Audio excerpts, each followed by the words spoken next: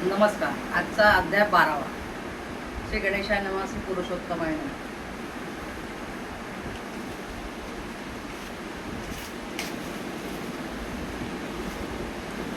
श्री गणेशाय नमः. आज दिव्याच्या बाबत सांगत आहे. श्री गणेशाय. श्री सरस्वती नमः. श्री इंदिरा म्हणाली की हे कैवल्यनाथा, अधिक मासात दीपदान केल्यामुळे कोणते फळ प्राप्त होते? देवाजवळ सोजवळ दिवा लावल्यानंतर व दिव्याचे रक्षण केल्यानंतर कोणती फळे मिळतात? असे पूर्वी कोणी केले आणि त्यांचे फळ काय, त्याला काय मिळाले ते मला लोक जास्त सांगावे. दिवा कोणत्या द्रव्याचा असावा? वात किती तंतूची असावी? त्यांचे रक्षण कसे करावे हे मला सांगावे. श्रीहरी म्हणाले की सद्गुण खानी श्री इंदिरे, त्याच्यामुळे सकळ पातकाचा नाश होतो. ती महापातके म्हणजे मातापितेची हत्या करणारा, गोज्ञ, ब्रह्महत्या, गुरुपत्नी गमन करणारा, कृतज्ञ, खोटी साक्षी देणारा, स्त्रीधन सर्वांचा घात करणारा व इतर महापातकी ते देखील मुक्त होतात आणि देवलोकी वास करतात. ते त्या या आचरणामुळेच शुद्धात्मे होऊन शाश्वत मुक्तीला प्राप्त करून घेतात. त्यांच्या शत्रुकुलाचा उद्धार होतो. असा ज्या विशुद्ध कर्माचा महिमा आहे तो आहे. अधिक मासात दीपदान कर्म केल्याने काय होते? गोप्य तुला मी सांगतो, तू कारण माझी प्राणप्रिया आहे म्हणूनच. शुक्ल प्रतिपदेपासून अमावस्यापर्यंत ज्यात रवी संक्रमण होत नाही तो महिना म्हणजे मलमास किंवा अधिक मास होय. या महिन्यात शुक्ल प्रतिपदेला प्रभाती उठून यथोक्त शौचविधी मुखमार्जन करून संगमात, नदी, डोहात, तलावात, झऱ्याच्या जागी, विहिरीत किंवा घरीच शीत जलाने स्नान करावे, म्हणजे थंड पाण्याने किंवा उष्ण पाण्याने करावे. प्रत्येकाला आपल्या शक्तीप्रमाणे आचरण करावे. शीत उद्योगाने द्विगुणित फल प्राप्त होते, म्हणजे थंड पाण्याने. उष्ण पाण्याने स्नान केल्याने स्नानाचे फळ प्राप्त होते. विहिरीतल्या पाण्याने 4 पट, वाफीच्या 8 पट, तलावातल्या पाण्याचे 10 पट, डोहात स्नान केले तर तलावाच्या 10 पट, निर्झराच्या पाण्याने स्नान केल्या तलावाच्या 10 पट पुण्य लाभते. त्याच्या 10 पट नदी स्नान व महानदीचे त्यांच्या 10 पट पुण्य लाभते. महानदीचे 10 पट म्हणजे संगम स्थानी स्नान केल्याचे पुण्य लाभते. जेथे जमेल तेथे स्नान विधियुक्त केलं तर चालेल. शुक्ल ते म्हणजे मनुष्याने आपल्या सामर्थ्यानुसार करावे. पुण्य जेथे जमेल तेथे स्नान विधियुक्त केले तरी चालते. शुक्ल तीळ, आवळ्याचे चूर्ण, गोमूत्र अंगाला लावून मग स्नान करावे. ते हे करताना मेघश्यामा निरत गात्राचे मेघश्यामाचे स्मरण करावे. देवदेवताचे मंत्र म्हणावे. देवदेव ऋषिकेश सुराशूर नमस्कृत्य पापक्षया स्नाने स्नानार्थ महाद्युतम संपदायात विघ्नेन पुरुषोत्तमाय नमः. या मंत्राचे सामर्थ्य मी किती सांगतो हे देवा, तू सुरासुरी नमीला असून पापक्षयात मी या मासात स्नान करण्यास सज्ज झालो म्हणून तुला नमन करतो. करिता माझ्या या सत्कृत्याला विघ्न येऊ देऊ नको अशी प्रार्थना करून विशुद्ध अंतकरणाने पुष्करादी नाना तीर्थांना स्मरून मग स्नान आरंभ करावे. 12 नद्यांची नावे घ्यावी. गंगा, नंदिनी, नलिनी, भागीरथी, विष्णुपादाब्ज संभूता, सीता, मालती, मालपहा, त्रिपदगामिनी, हेमवती, जान्हवी आणि त्रिदेशेश्वरी अशी नावे घेऊन स्नान करावी व आचमन करावे. वस्त्रे परिधान करावे. हे माझे प्रिय शिराब्दी बाळे, पूर्वी जे पापे केली असतील ती पापे अधिक मास येता क्षणी थरथर कापू लागतात. अधिक मासामध्ये जर 1 दिवस विधियुक्त स्नान केले तर 7 जन्माचे पापाचा नाश होतो. जर अधिक मासात काही दिवस स्नान केले तर 10 जन्माचे व अर्धा महिना स्नान केले तर 100 जन्माचे पाप आपोआप लोप पावतो. आणि संपूर्ण महिनाभर विधियुक्त स्नान केले तर 1000 वर्षाचे संपूर्ण पाप नष्ट होतात. जोपर्यंत सूर्य उगवत नाही तोपर्यंत अंधकाराचे वर्चस्व असते. जोपर्यंत सिंह पाहिलं नाही तोपर्यंत हत्तीने मदमत्त होता. जोपर्यंत अगस्त्य ऋषीला पाहिले नाही तोपर्यंत सागराची गर्जना ऐका. मंत्रवादी पाहत नाही तोपर्यंत भूते कावरतात. गरुड पाहत नाही तोपर्यंत सर्पाची पुत्त रेखून घ्यावी. त्याचप्रमाणे जोपर्यंत पाप संभात असतो तोपर्यंत अधिक मासाचे स्नान होत नाही. जे लोक अधिक मासात स्नान करत नाही त्यांना दारिद्र्य दुःख ग्रासत असतात, म्हणून स्नान करावे. सर्व पापाचा संहारक हा निःशेष मास आहे. वेदेंद्र ऋषीश देखील मलमास म्हणतात. मल म्हणजे पापी, परंतु या मासाला पुरुषोत्तमाची पूजा करणारेच पुजतात. स्नान, दान, दीपकादी कर्मे केल्याने पापे भस्मसात होतात. मागाचे पुण्यवास धन्य आहे म्हणूनच हा अधिक आहे.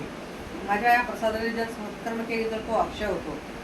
ज्याला अनंत फळाची इच्छा आहे, ज्यांनी पुण्य करावे, या मासाचे पुण्यफळ तुला काय सांगू. जर नुसत्या धनाची इच्छा धरून तू या मासात पुण्य करशील तरी तुला साक्षात लक्ष्मी प्राप्त होईल. म्हणून सर्व सोडून काही इच्छा न धरता स्नान दानादी कर्मे करावी. जे लोक नशिबाने येणाऱ्या अधिक मासात काही पुण्य न करता तो मास व्यर्थ दवडतात, घालवतात, प्रपंचात निमग्न राहतात. ज्याप्रमाणे पुण्यक्षेत्रात धोत्राचे बी पेरावे, सोन्याच्या ताटात पाखड वाढावी, अमृत कुंभ दैवयोग मिळालेला असतो तो उकिरड्यावर फेकून द्यावा, चिंतामणी फोडून त्याची पायरी करावी, कामधेनू घरी यावी आणि तिला बाहेर हाकलून लावावी, कल्पवृक्षाचे लागलेले झाड बळाले तोडून टाकावे, केळीचे झाड तोडून रुईचे झाडे लावावे, मौक्तिकाचा त्याग करून वाळू खडे उचलावे, बोलणाऱ्या पोटाचा त्याग करून प्रेमाने कावळा पाळा, त्याप्रमाणे प्रापंचिक माणसाने करू नये. स्नान झाल्यानंतर सर्व वस्त्रे परिधान करावे, मग संध्यादी कर्म यथानेमी केल्यानंतर 10 अवतारापैकी मत्स्यादी नाम पुरुषोत्तमाचे नाव घेऊन गंगादी केस अर्चावे, एका चांगल्या वेदीवर बसून त्यावर आवरण घट. आता दिव्याच्या बाबत सांगत आहे. आवरण घट ठेवावं, त्याच्यावर अग्रभागावर दीपस्तंभ ठेवावा, तो तांब्याचा असावा, त्या दिव्यात 5 बोटाची सप्ततंतूची वात घालून किंवा तूप टाकून दीप प्रज्वलित करावा, दिव्याची योग्य ती स्थापना करून त्याची पूजा करावी, त्याबरोबर कुंभाची पूजा करावी, दोन्ही हात जोडून असा संकल्प सोडावा, दीपाचे काम अंधकाराचा नाश करणे हे होय, आणि तो आपणास सुकांती देत असतो, म्हणजे खूप सुंदर त्वचा मिळते. सुकांती म्हणजे अशी अलगच दिसते, कोणाची सोन्यासारखी दमकती चमकती त्वचा दिसते, तशी कांती मिळते दुसऱ्या जन्मात.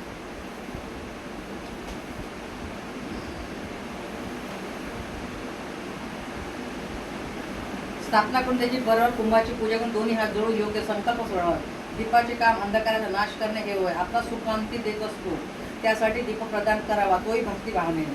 त्यामुळे पुरुषोत्तम भगवान नेहमी संतुष्ट राहतात.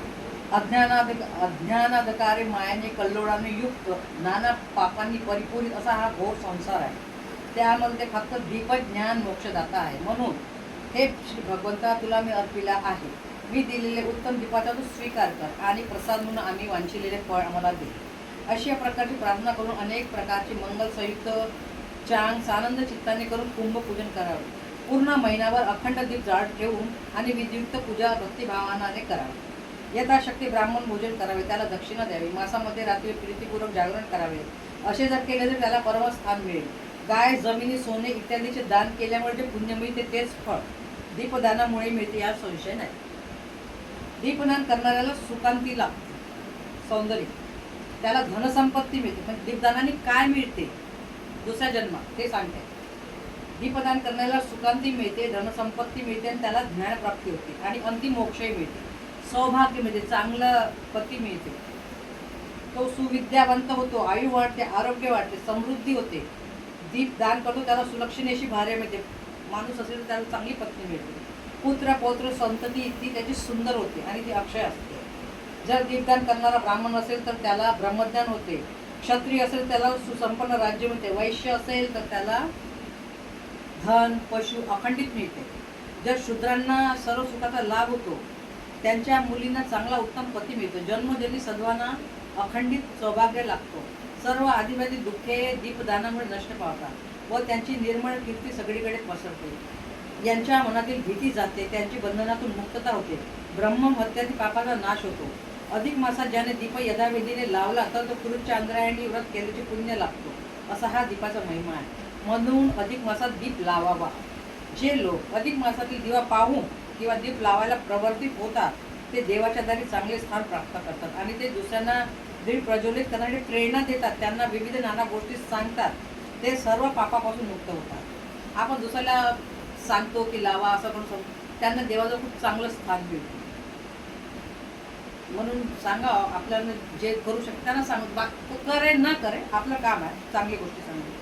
सर्वपासून मुक्त होऊन तो वैकुंठ म्हणून प्राप्त करून घेतात. यासाठी एक कथा आहे, ते मी तुला सांगते, इंदिरेची आहे. पूर्वी सरस्वतीच्या तीरावर सुशर्मा नावाचा ब्राह्मण होता. तो माझा एकांतिक भक्त होता. भिक्षा मिळून तो चरितार्थ करत असेल व कुटुंबाचे पालन पोषण करत असेल. त्यांनी श्री विष्णूचे चरण स्मरण करून दीपाची स्थापना येत्या भावनेने मनोभावे भक्तिपूर्वक केली. तो अधिक मास आला तेव्हा त्याने पुरुषोत्तमाला स्मरून दीपाची पूजा केली. रात्री तो हरीची प्रार्थना करी. त्याच्या चित्तात हरीची मूर्ती स्थिर झाली. त्याच्या घरी रात्री उंदरांना खाण्यासाठी एक मांजर येत असे. एके दिवशी, त्या दिवशी एकादशी होती. एकादशी हरीचा सर्वात आवडता दिवस आहे. त्याच्यापासूनच एकादशी निर्माण झाला. त्या दिवशी सुशर्माने पुरुषोत्तमाचे पूजन केले आणि नामसंकीर्तन करीत रात्रभर जागरण करीत बसला. तो रात्री मांजर आली, दिव्याजवळ काजळी आली होती. दिवे लावते, काजळी नाही येते, दीप मंदावते, वाक मंदावते, कधी कधी विझूनही जाते. रात्री मांजर आली, दिव्यावर काजळी आलेली होती, त्यामुळे दीपाचे तेज मंदावले होते. त्याच वेळी दिव्याजवळ उंदराची रांग आली होती. ती पाहताच त्या लपून बसलेल्या मांजरीने झडप घातली. तिच्या निर्धाराने घातल्यामुळे उडीमुळे ती दीपज्योत थरथरली. त्यामुळे ती काजळी दिव्यावरून आलेली होती ती खाली पडली आणि तो दीप प्रज्वलित झाला. पण त्या मांजराकडून एवढा पुरा त्या बिचारा मांजर पण जनावरात आलं. पण ते मांजर उंदराची रांग त्या दिव्यापासून जात होती. तिने निर्धाराने उडी मारतात त्याच्यावरची काजळी झडली आणि वाद चांगली टवटवीत प्रज्वलित झाली. त्या पुण्याईने तिला स्वर्ग मिळाला. तिला घ्यायला विमान आलं. प्रज्वलित झाला, सगळीकडे प्रकाश पसरला. सकाळी ते मांजर काही कारणामुळे मरण पावलेले दिसले, परंतु त्याच्या पावलाच्या धक्क्याने दीप प्रज्वलित झाला.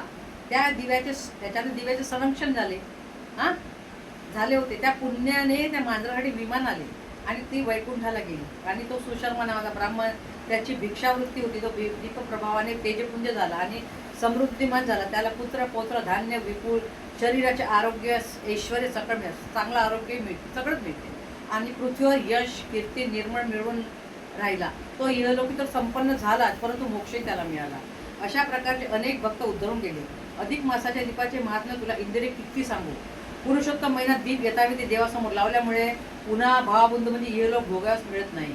अधिक मासाच्या दिव्यासारखे दुसरे कोणतेच पवित्र नाही, असे साक्षात रमारमण मला सांगतात. श्री अधिक मास महात्मा सार बृहन्नादी पद्मधारा. अध्याय 12 समाप्त.